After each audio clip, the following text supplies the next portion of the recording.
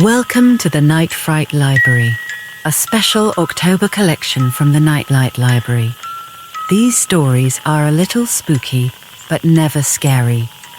Just right for little adventurers who like their bedtime tales with a touch of Halloween magic. So, light a candle, snuggle close, and let's begin. Agatha's Candlelight Letters, written by Elian for the Nightlight Library. The manor was hushed that October night. Even the wallpaper seemed to be holding its breath. Down a long corridor, behind a half-open door, a single candle burned low. It was Agatha Everthorne's old writing desk. The drawer gave a creak, as though it had been waiting, and inside were letters tied with a faded ribbon.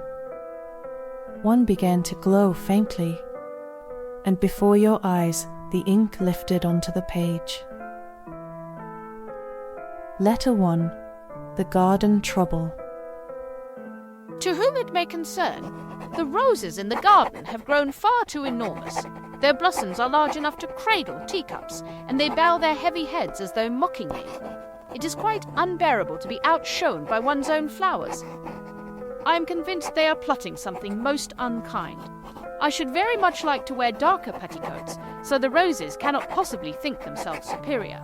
But alas, today is Tuesday, and nothing can be done on a Tuesday.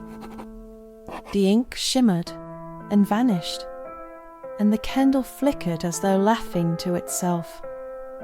Letter 2. The Mirror Mishap. Another letter unfolded with a rustle. Dearest reader, the upstairs mirrors are behaving in the most suspicious fashion. Rather than reflect my own delicate face, they show other versions of me. One with sterner eyes, another with darker hair.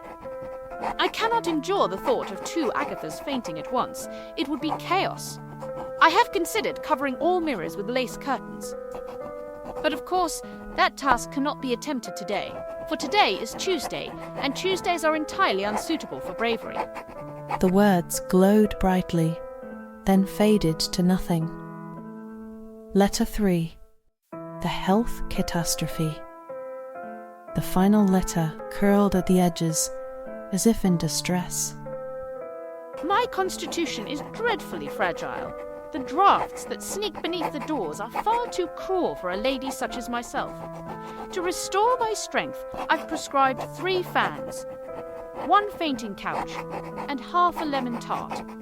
However, I fear I must insist the fainting couch be moved into every room of the manor, for emergencies. Still, recovery must wait until tomorrow. Tuesdays are far too perilous for matters of health. The ink faded away, and a faint scent of lavender drifted through the room. The drawer slid shut with a soft click, and the candle burned low. Somewhere in the hush of the manor came the faint scratch of a quill, writing still. And perhaps, if you listen closely, you might hear Agatha Everthorne herself, composing yet another letter, especially on a Tuesday. Sleep tight, sweet dreams, and I'll see you on our next spooky adventure.